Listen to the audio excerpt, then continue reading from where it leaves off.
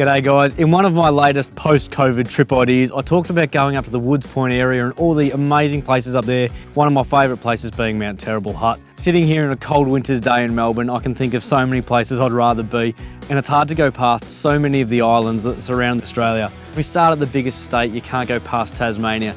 Here's a state that is absolutely busting to open up the state. It survives solely on tourism, the likes of you and I getting out there and seeing some fantastic four-wheel driving locations. Moving up into Queensland, where you've got not one but four fantastic islands to choose from, all the way up from Fraser down to Bribie, North Stradbroke and of course Moreton Island. Just off the coast of South Australia, it's hard to go past a visit to Kangaroo Island. This is an absolute mecca for those people who just love wildlife, nature conservation and pristine, beautiful beaches. But for me, one of the places I just long to get back to is Dirk Hartog Island, up on the very northwest coast of Western Australia. For many years, I longed for the idea of planning a trip out to Steep Point, mainland Australia's most westerly point. Not did I know at the time that just a barge trip away was a whole nother island, a whole nother part of Australia, even further west, that had some of the most amazing four-wheel drive places that you could visit. When you first arrive off the barge onto Dirk Hartog Island, we take in some beautiful sandy, scrappy tracks, and my recommendation is to make your way over to the Dirk Hartog Island Eco Lodge. Now, of course, this is run by the Wardle family. Kieran, Tori and their kids are pretty much the only population that are constantly living on the island, and they look after this place and have some fantastic facilities for you to rest your head. Whether you want to take up one of their premium rooms in their motel, look after the 3-bedroom villa for a couple of days, or just pull up a camp and sit on one of their homestead campsites. With beautiful pristine waters, you might even spot a few little sharks swimming around in the shallows. For camping on the island, all you need to do is bring along your normal camping gear. Swags, even a camper trailer can fit on the barge. While you're there, however, you will need to bring in all your own food and be prepared to carry all your own rubbish home with you. Though you can of course talk to Kieran and Tori about maybe having a meal down there at the Eco Lodge in their beautiful outdoor area.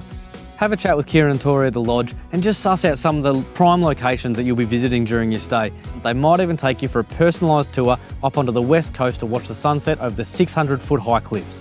Dirk Hartog Island is around 80 kilometres point to point, so to do a whole trip around the island it's going to take you at least a full day. But my recommendation would be, if you're set up to do so, get out there and camp up north for at least a night.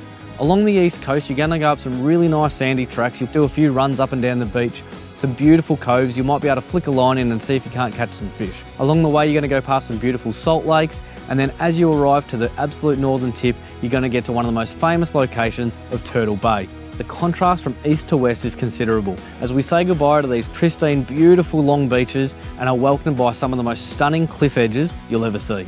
Just around the corner, a Cape inscription is where you'll find the evidence of the very first time Europeans set foot on Australian soil. And that was of course by Captain Dirk Hartog, a Dutchman who accidentally came across this great land. While he was there, he inscribed on a pewter plate all the information about his landing back to the October of 1616. And for that reason, Dirk Hartog took the namesake of this beautiful island. While you're out and about exploring the Cape, have a look at the beautiful old lighthouse and all the old buildings that surround the area, which are still used today by researchers. One part of this island that I seriously recommend you spend some good time exploring is the sandbelt that goes through the middle. Out here you are going to find some epic dunes. Don't even worry about what you see out at Portland or going across the Simpson Desert. The dunes out here could only be topped by those that you see out in the likes of Bilbunya. We've got some massive dunes and some fantastic stretches of driving, heaps of beautifully scalloped places. Now you can get out there and drive in your car, but please take it easy. As we all know, sand driving can be exciting at the best of times, and out here there's a very good chance at some point you're going to get bogged. So it is important to maybe think about coming along with a friend. Make sure you've got some recovery boards, snatch straps, shackles, all the required gear. Driving in country like this, always choose the fuel. So either make sure you've got sufficient fuel through a long range tank and a few extra jerry cans, or be sure to call Kieran and Tori and organise some fuel to buy from them on the island. So there you have it, Dirk Hartog Island. It has some fantastic history around it, from Dirk Hartog and so many explorers to the current Wardle family, 3 generations who've now used the island for not just farming but tourism ventures. So stay tuned for more great ideas of road trips that we've got coming up, places for you to get out there and explore with the family.